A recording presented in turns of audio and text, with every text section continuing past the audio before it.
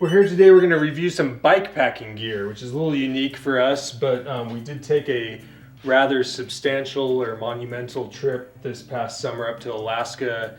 Rode the entire Denali Park Road end to end and then about halfway back. And that was our first real foray into bike packing. And I'm just going to go through the setup that I used. This is not necessarily an instructional video. In fact, I threw these bags on in about 5 minutes, so you can save all the comments about which straps are misplaced and how I didn't put it on right for maybe another time, because I guarantee you I obsessed over every detail on every one of these bags. And you'll notice that they're all from one manufacturer, and that's Revelate Designs. They're actually I think they're based in Alaska. And I'm the type of person that I like to, when I find a brand I like, I tend to obsess about it and be loyal to it and try to get as many pieces of their gear together, because I have this thought in my head that somehow they're going to work synergistically and it'll be a great system. And this system actually did perform incredibly well. The bike itself, I'd love to talk about another time.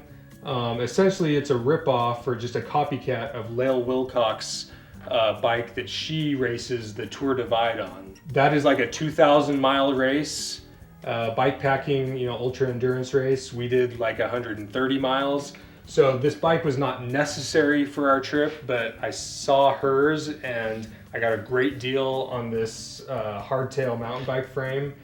And I thought, hey, that'd be fun to build up a bike for our trip. I'm just gonna start maybe front to back, and we'll just go through each bag, what it was used for, and thumbs up or thumbs down, and if I change anything. On the handlebars, I have it's called an Egress pocket, a salty roll, I believe, and 2 mountain feedbacks. Egress pocket is where I stuck my camera, batteries, kind of like chargers, electronics. It was kind of my man purse. Wallet, passport. It has a little waterproof pocket. Excellent bag, did everything I wanted it to do. It was very handy being here on the front, that I could just get whatever I needed to. It actually has a padded sleeve inside, so I wasn't worried about my camera, GoPro and everything. And it's also waterproof. It's incredibly waterproof, and that was tested. We had a full day of just downpour essentially, and all of these bags lived up to their billing as waterproof bags. I was very impressed. So that's what I use this for, and I would take it again. It worked incredibly well. Not salty roll, this is a sweet roll. Just remember, it's sweet roll. And this is the medium. They come in small, medium, large. And the medium is where I carried my tent and sleeping bag. And it worked great. It just has a kind of dry bag roll closure with a buckle on each side, so you can shove stuff in each side. I wish I would have brought the large. I was maxing out the space, because it's not so much the limiting space is the space between your handlebars with this. I mean, this thing will extend another 2 feet, but that only works if you have a mountain bike with a flat bar. So the size large is the same length, but it has a bigger diameter. So it just gives you a little bit more volume, and I would have easily, been able to fit what I was trying to fit. The mountain feed bags up here is what I used for my one water bottle in one, and the other one was, I think, just random, maybe like GoPro things I wanted handy. As far as I think my GoPro was here, nicer camera was up in here, and then just it has shove it pockets, trash. Just kind of a random, if you need to shove something, shove it in here.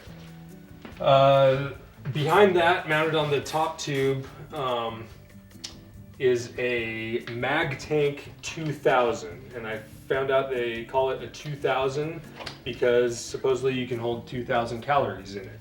And that's what I used it for, was a feed bag. I just loaded it up, crammed it full of as many gels, bars, candy bars, Snickers that I could, and then anytime I got hungry, it has a sweet mag closure.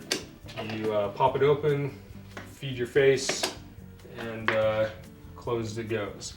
This is a gas tank, I think is what they call it. I use this as my repair kit tool bag.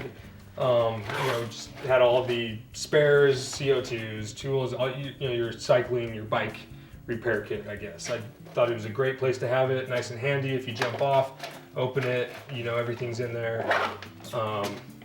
Worked great. No qualms whatsoever. For my frame bag, this is a Ripio frame bag, and I used this bag for kind of my clothing, I guess my dresser, you could say. I had leggings, my waterproof pants, an extra set of gloves in there. This top one, I did carry a pump in here, but that's really the only piece of gear. I think everything else was socks, gloves, beanie, hat, different headbands, just all those arm warmers, a shell, stuff that, being in Alaska, weather changes rapidly. You want to be able to just grab something, throw it on when you're done, shove it back in, call it good. Worked great. It has 2 zippers and a separated compartment here, but you can take that out or unvelcro it, and then it's just one giant bag. Nice thing about it is it does kind of expand, I guess, laterally, and so you can shove a lot of stuff in there, and it does expand, but not enough that I was ever rubbing on it. So again, A+. I don't think I'd change anything so far. The only thing I would change is just a bigger sweet roll just to fit, camping gear. Back of the bike, as for a seat bag, I used the Spine Lock 16 liter, which is the biggest version of this bag. And I had previously used their earlier model of their seat bag, which kind of strapped on, I guess just with the traditional kind of Velcro straps. And it worked good, but it tended to kind of wiggle and sway. So I sold it to Danny and made him use it. Well, I got the new one that works really good. But what this bag does is it uses a little bracket that mounts on your seat post. And then you can, these 2 straps come off, they attach to it. It also has this little pin. And you pull the pin, and the entire thing comes off. And this is a dry bag. So it's all self-contained, and it's nice because you can pull this off and then pack it with whatever you need to pack it with. I brought, I think we ended up having to bring an extra pair of shoes, like, to climb, hiking shoes, food, like camp food, stove, just all those things that you're not going to use on the bike, but once you get to camp, you're going to want to access, maybe change of clothes that you're not using during the day, so just kind of your camp clothes.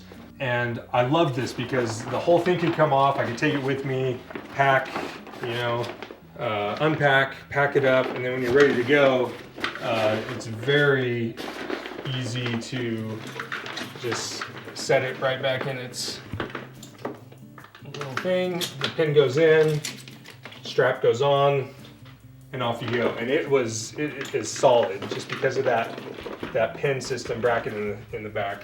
It's solid.